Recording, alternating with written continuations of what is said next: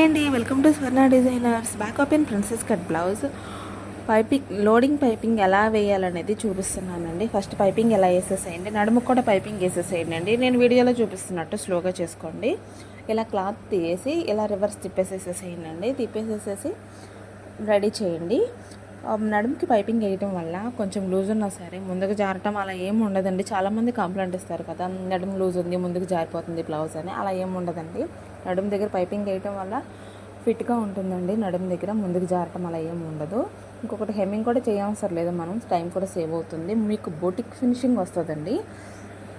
Print కూడా princess కట్టు video తీసేటప్పుడు కొంచెం రికార్డ్ అవ్వలేదండి, చూసుకోలేదండి, సారీ అండి.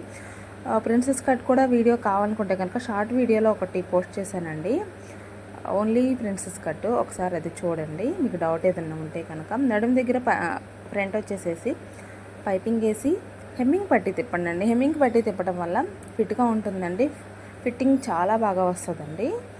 ఇలా ట్రై చేయండి నేను వీడియోలో చూపిస్తున్నట్టు.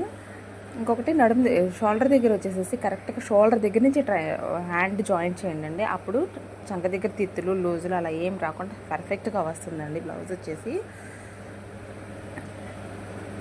స్లోగా చేసుకుంటే కనుక చాలా ఈజీగానే ఉంటుందండి.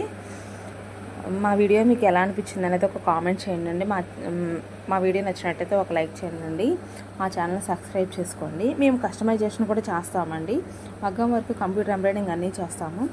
మీలో ఎవరికైనా కావాలనుకుంటే కనుక మా వాట్సాప్ నెంబర్కి మెసేజ్ చేయండి. Thank you.